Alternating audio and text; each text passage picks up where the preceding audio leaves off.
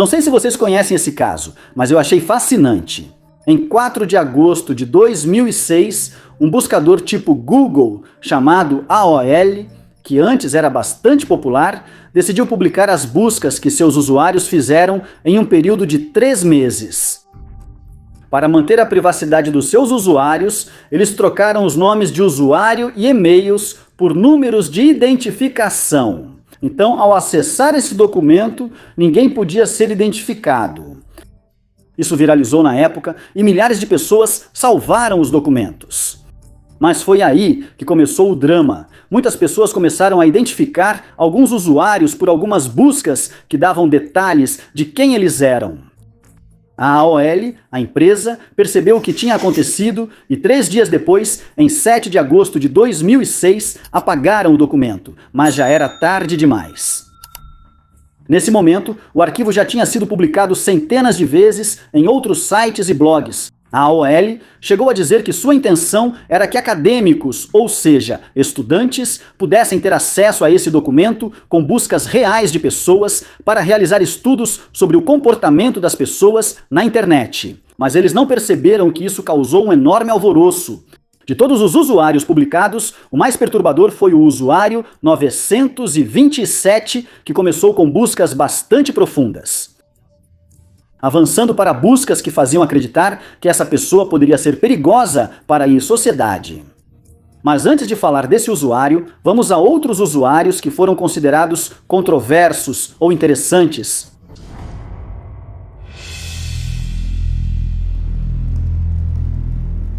Vamos falar de vários usuários dentro desse caso polêmico, porque não foi só o usuário 927 que foi controverso. Muito mais veio à tona quando muitos investigadores e jornalistas tiveram acesso a essas mais de 20 milhões de buscas da plataforma AOL.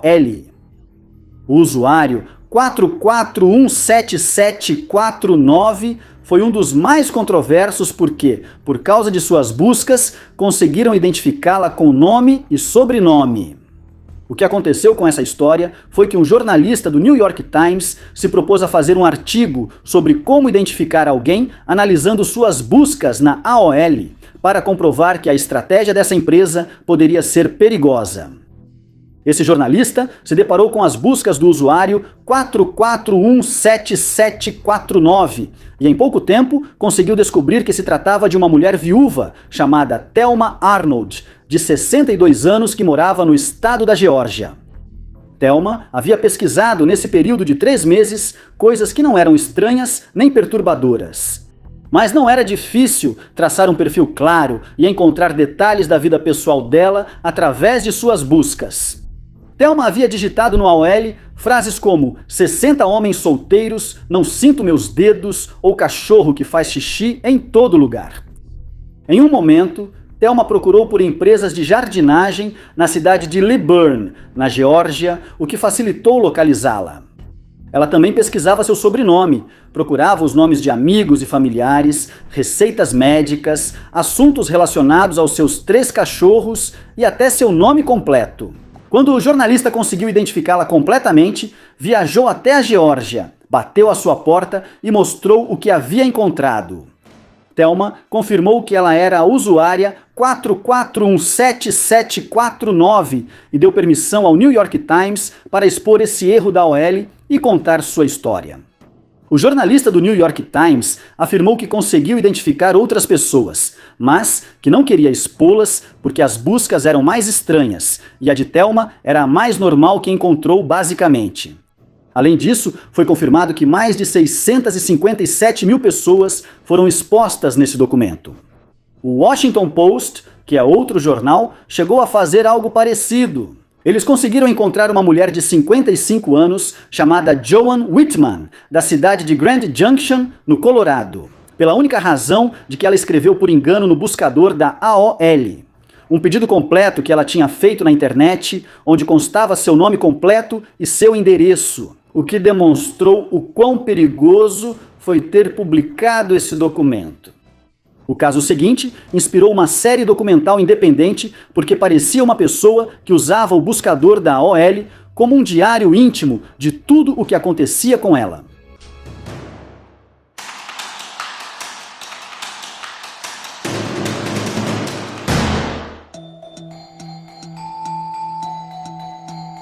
Outro usuário polêmico que também chegou a inspirar a realização de uma série documental chamada I Love Alaska foi o usuário 711.391. Essa pessoa nunca foi identificada pelo nome e sobrenome, mas foi um dos usuários que mais chamou a atenção porque suas buscas demonstravam os sentimentos de alguém que talvez não estivesse tendo uma vida muito boa. O usuário 711.391 fazia buscas que a identificaram como uma mulher religiosa de cerca de 45 a 55 anos, passando talvez pela menopausa, e que morava em algum lugar do Texas. A maior parte dos seus dias era passada assistindo televisão e no computador, e aparentemente era casada com um homem com quem já não tinha muita intimidade e proximidade. O usuário 711.391 chegou a procurar como aumentar a intimidade com seu parceiro. Temas relacionados à gratidão. E mais conteúdos para descobrir como animar e melhorar sua vida. As buscas depois se tornaram mais pessoais. 711.391 começou a procurar homens na internet com quem mantinha contato em privado. Graças às suas buscas, foi possível saber que ela chegou a trair o marido e que se sentia arrependida. Por causa disso, ela estava passando por depressões ainda maiores e buscava constantemente como recomeçar do zero no Alasca. No dia 31 de maio de 2006, aconteceram as últimas buscas associadas a esse usuário, onde ele pesquisou coisas como Waterbarus, o show da do. Ter um amante é uma perda de tempo. Como fazer um homem saber que sou independente, não ligar para esse homem? Como tratar um vício em computador? Os cruzeiros para as Bahamas são para pessoas pobres. As pessoas não são as mesmas pessoalmente que na internet. Como fazer um homem te desejar? Foi por causa dessa intensidade que foi criada a série documental I Love Alaska, com 13 episódios de 3 a 5 minutos cada um dos episódios. E nessa produção, basicamente uma narradora lê as buscas desse usuário enquanto são mostradas paisagens do país. Agora entramos em um terreno mais denso. O próximo usuário fazia buscas tão específicas que muitos pensaram que ele poderia ser o assassino de uma mulher. Mulher cujo assassinato não havia sido resolvido.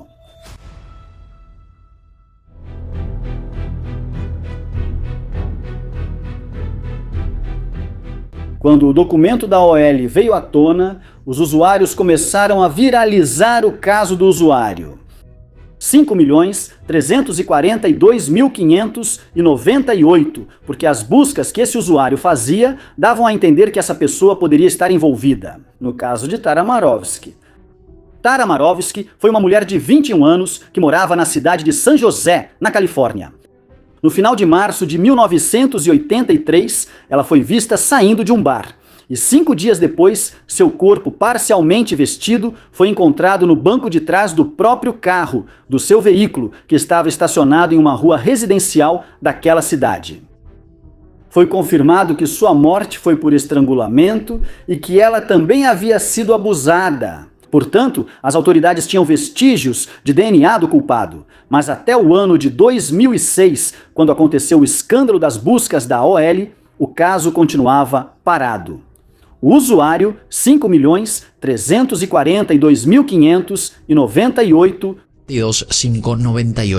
fez buscas tão específicas sobre esse caso que parecia que estava procurando informações sobre o assassinato para saber se a polícia ainda estava investigando. Em 2006, temos que mencionar que já haviam se passado 23 anos desde o assassinato. E além disso, nas datas das buscas da OL, era o aniversário desse crime. Entre os dias 27 e 28 de março de 2006, esse usuário abriu uma nova sessão na OL para pesquisar sobre Tara Marovsky. A primeira busca foi simplesmente o nome da vítima, mas ele digitou 3 vezes. A seguinte foi, o assassinato não resolvido de Tara Marovsky, e depois foi a frase, o assassinato de Tara Marovsky. Poucos minutos depois, ele pesquisou a frase, Tara Marovsky encontrada em um carro, para depois procurar repetidamente a frase, Tara encontrada em carro, por mais de 16 vezes, 2 meses depois, em 25 de maio, ele abriu uma nova seção da AOL, onde fez mais buscas com o nome de Tara Marovsky. Também foram encontradas buscas referentes a um suspeito chamado Edward Beaton. A frase dizia: Edward Beaton, interrogado sobre o assassinato, além de buscar a frase assassinatos não resolvidos em São José. E o que deve ser levado em conta, por isso pensaram que essa pessoa poderia ter sido o assassino de Tara, mas era porque esse caso não era famoso. Não fizeram documentários. Não havia mídia falando sobre essa garota. Foi um caso não resolvido, como tantos outros que não chegam a se tornar populares. Não havia muita informação, além do que foi mencionado na época pela mídia, mas de forma alguma era um caso que tinha chegado aos grandes meios, a ponto de procurar essas frases no ano de 2006. Por isso, muita gente começou a suspeitar, mas o fato de ter pesquisado o nome do suspeito também chamou atenção. Embora na mídia da época tenha se falado de Edward Beaton, ele acabou sendo descartado como suspeito. Parecia que essa pessoa queria saber mais sobre o caso por algum motivo. As teorias sobre esse usuário começaram a viralizar. Muitos achavam que era o verdadeiro culpado, buscando informações para saber se ainda estava longe da investigação, enquanto outros passaram a acreditar que se tratava de uma mulher entediada em casa, investigando crimes por passatempo. Eu seria, basicamente. Isso porque havia indícios de buscas sobre um suposto namorado e buscas sobre outros crimes da região. Também havia a teoria de que poderia ter sido um familiar da Tara, ou um amigo da Tara, ou alguém que a conhecia o caso e estava buscando informações. Mas o mistério do usuário 5.340.000 e 2.598 pôde ser resolvido quando encontraram o culpado pelo assassinato da Tara. Se vocês se lembram, as autoridades tinham guardado as amostras de DNA do caso e no ano de 2022, finalmente conseguiram uma correspondência. E assim, identificaram que um homem que estava preso por outro assassinato, também ocorrido naquele mesmo ano, em 1983. Mas 4 meses antes do caso de Tara, em Palo Alto, era o culpado. E estamos falando de Christopher Holland. Ele tinha 67 anos e estava preso pelo assassinato de Cynthia Munhoz, de 18 anos, que foi encontrada com sinais de estrangulamento, ferimentos de faca e abusada na casa do namorado, que, vale dizer, era inválido, em agosto de 1983. Ele só foi preso por esse crime no ano de 2007 e, como eu disse, em 2022 ele foi oficialmente ligado ao caso de Tara. Muita gente também acredita que possivelmente essas buscas deveriam ter relação com esse assassino, com o condenado.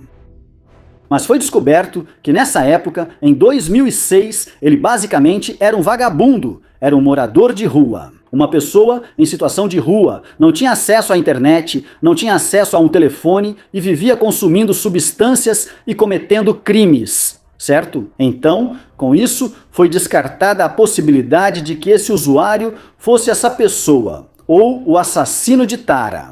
Então ficou a teoria da maioria, que era uma mulher entediada em casa, que era obcecada por casos da sua cidade.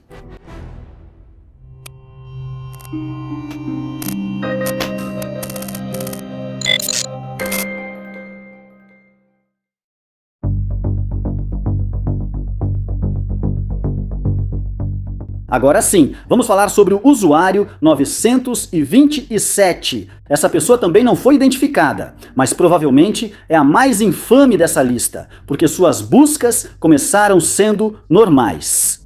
E à medida que os dias passavam, começou a aparecer o lado mais sombrio dessa pessoa, que inclusive pode-se dizer que chegou a entrar na ilegalidade. Eu não vou poder ler a maioria das buscas, porque sinceramente são muito pesadas, e o YouTube não vai deixar, vai bloquear o vídeo, então espero que entendam, mas vocês podem procurar, podem encontrar essa lista de buscas na internet, está disponível. E também vou abordar as teorias que surgiram depois que milhões de pessoas leram as buscas desse usuário. O primeiro item dentro deste documento aparece na data de 1º de março de 2006, às 19 horas e 16 minutos. Essa primeira busca era sobre Yoko Ono e uma frase japonesa que é Anata Daiteyo, que aparece em uma música de Yoko Ono de 1980, chamada Kiss, Kiss, Kiss. Imagino que todos conhecem Yoko Ono. Ela foi esposa de John Lennon e John Lennon foi um dos integrantes dos Beatles. E como eu disse, tudo começou bem tranquilo. O usuário 927 depois procurou por outros artistas, músicas, letras de músicas e outras frases bem normais. Na mesma data, minutos depois, ele pesquisou pela palavra Bad Bad Wiser, Fall Out Boy, que é uma banda, e por John Lennon. Ao que parece, o usuário se desconectou às 19h25 e 40 minutos. Depois, começou a fazer buscas de outras músicas, incluindo Green Day. Agora, 2 dias depois, em 3 de março de 2006, às 21h13, começaram as buscas que fizeram esse caso se tornar viral. Pelo menos em 23 ocasiões, ele pesquisou a frase Human Mode, que significa molde humano. Existem muitas teorias sobre essa busca específica. Alguns acreditam que esse usuário queria criar um manequim, por isso pesquisou tantas vezes essa frase. Outros acham que pode ser algo mais inofensivo ou algo relacionado a alguma situação médica. Depois disso, ele começou a pesquisar frases sobre bestialidade, especificamente com cachorros. Mais adiante, nessa mesma data, ele começou a procurar conteúdo pornô sobre abuso. Esse foi o começo, porque nos 2 meses seguintes, o usuário 927 pesquisou frases referentes a mais temas íntimos com seres com os quais é ilegal se envolver, de animais a menores.